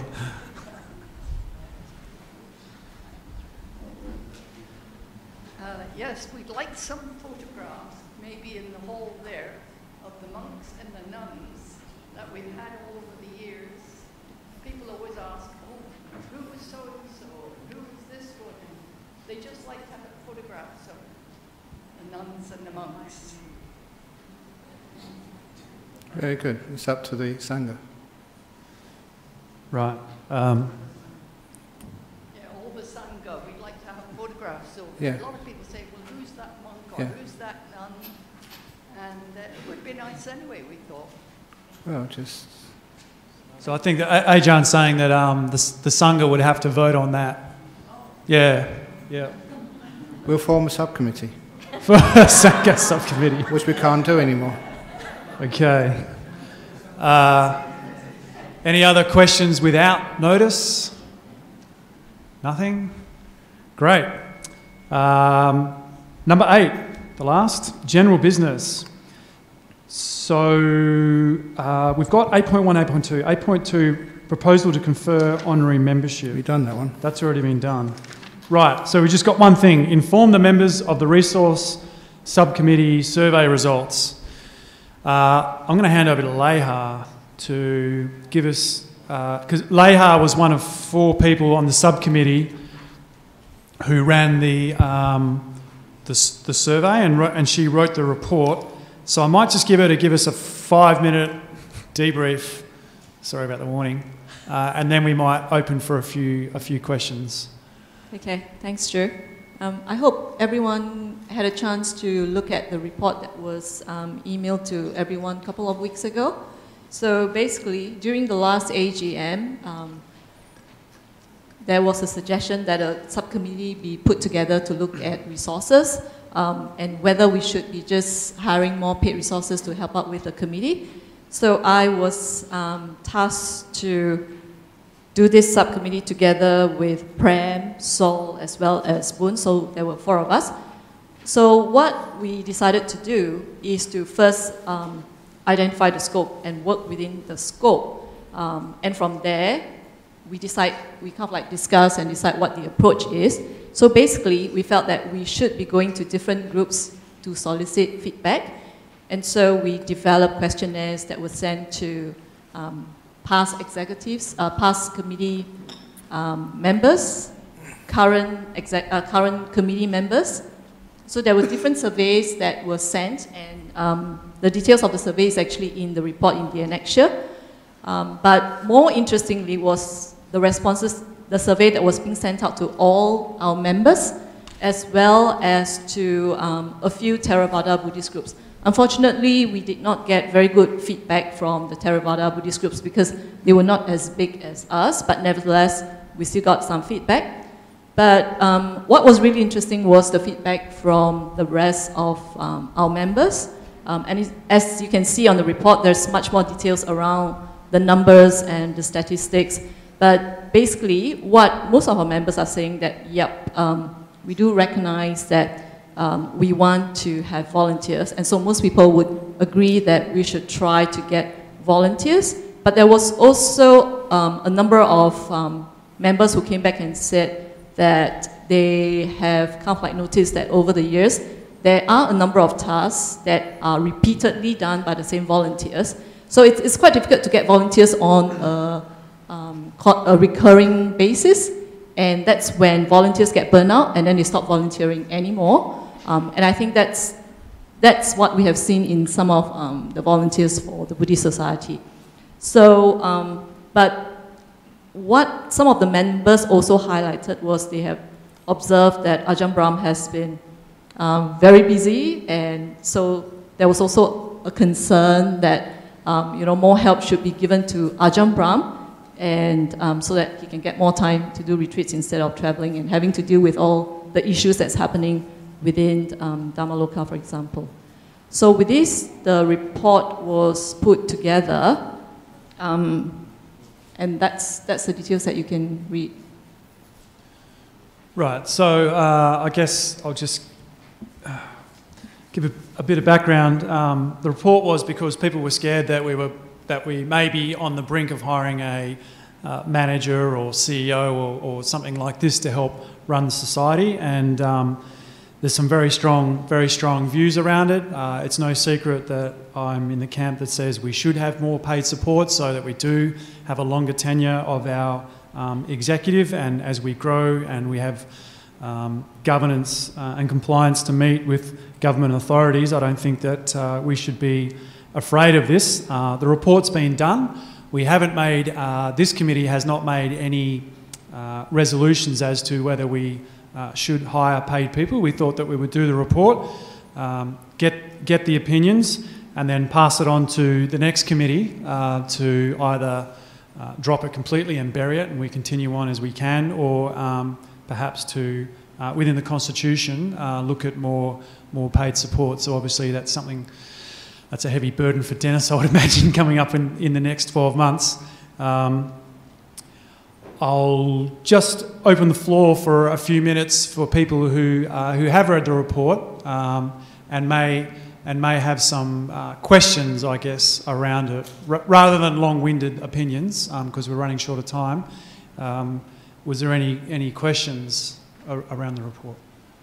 Ajahn Brahm. Yes, I thought the report, hopefully you heard what Lei Ha said, that one of the people who's the most burnt out has been looking after this Buddhist centre for much longer than even Don Wirikodi is myself. And I was hoping to actually lessen burdens, but according to what's been voted on with the putting down against my advice to have the delegated authority and subcommittees. So I would express such disappointment that I think I have no choice but to resign as the spiritual director. I will still be the abbot, I'll still come to talks. What is the point of being a spiritual director when I feel that my concerns are not really taken seriously?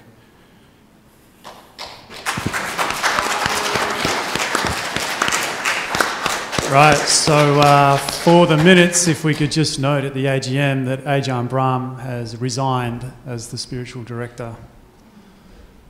I wasn't expecting that. Yeah, well, it's just, what can you do? I have a lot of concern about my own health and well-being, and I thought that by allowing sort of some delegated authority to happen across the board, that would take away a lot of my burdens. And the idea of the lack of trust and fears that things would go wrong, which I do not agree with. I think it's not Buddhist that we mistrust one another. And so I feel that the role of a spiritual director is to give advice, and for that advice to be taken seriously. And basically that I'm getting burnt out. So it's up to you to think about it afterwards. Maybe Venhasapanya can take on that role, still be the abbot, and you can burn her out. Thank you, Ajahn. Yeah. Thank you. Dennis, the new president. So, Ajahn Brahm, it's really quite a shock. Yeah. Can we maybe postpone any precipitous actions towards the direction you're talking about, maybe for a month or so? Perhaps to give the new committee a chance to meet again.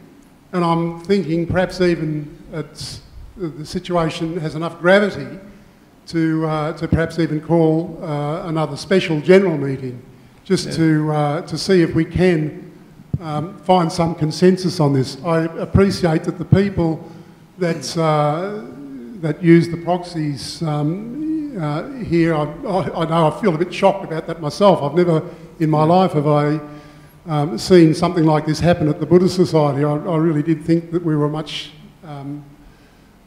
more, sort of together than this. And but I really would appreciate it if you could maybe just postpone what you have just outlined to us there for at least a month, just to let the new committee meet and find a resolution for this problem. Yeah. Dennis, I would just say that might be a sensible option, but perhaps with Ajan's resignation, that gives you the authority to call a special general meeting and to talk about the issues we've got here. If you encourage Ajan to not resign and hold off for a month, I think that it's business as per usual, and the message that Ajan wants to send to the members is not going to be delivered. Yeah, but I also don't want it to be a threat. I thought of saying that before the vote was taken, but that would be a threat. Like, I'll resign if you don't follow my way. But business as usual is not going to work. Cecilia? Sorry, after Cecilia, Richard. Sorry, I pointed to Cecilia first. Cecilia first. Sorry, you'll have your say. I can understand what Ajan has said and where Ajan is coming from, because Ajan is the spiritual director and what's spiritual advisor, and what's been happening, I'm on the committee, by the way, is that on spiritual matters, we have been getting advice from everyone but the spiritual advisor. I mean, what's the point of having a spiritual advisor coming for talks, Dharma talks, but not actually understanding them? And if one person has solicited 30 votes, for instance, 30 proxies, that is not being honest. Thank you. Thanks, Cecilia.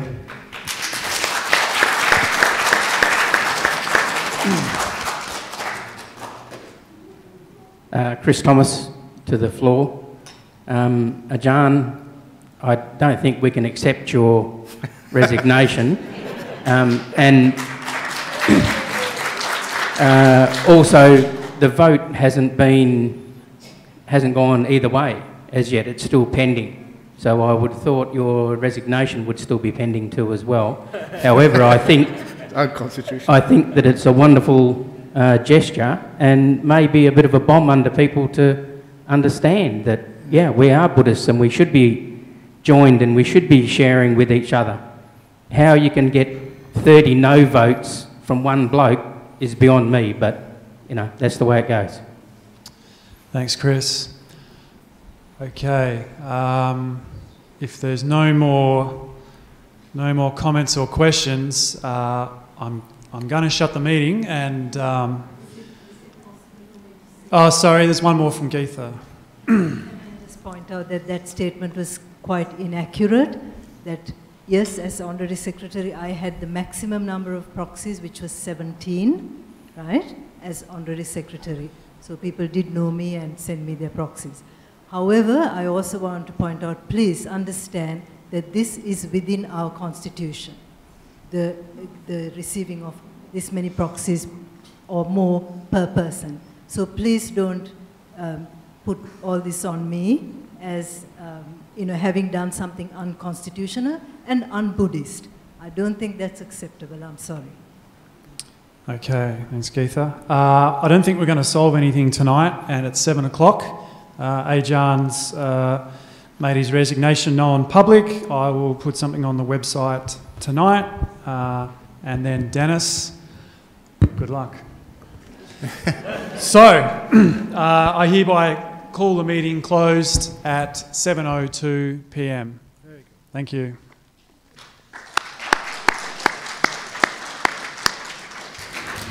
So now we can pay respects to the Buddha, Dhamma and Sangha together.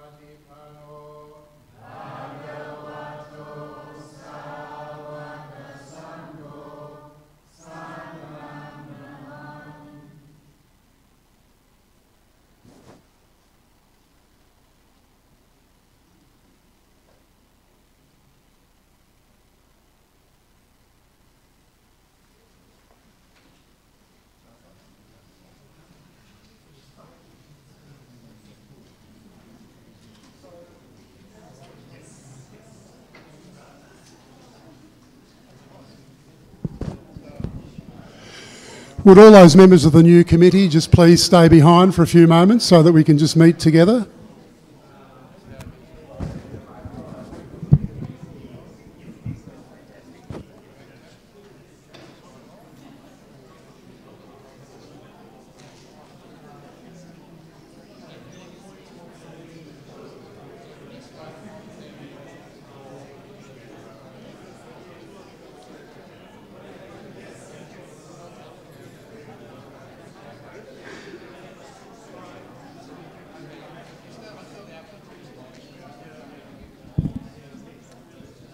Could any new committee members also meet for the photo for the committee?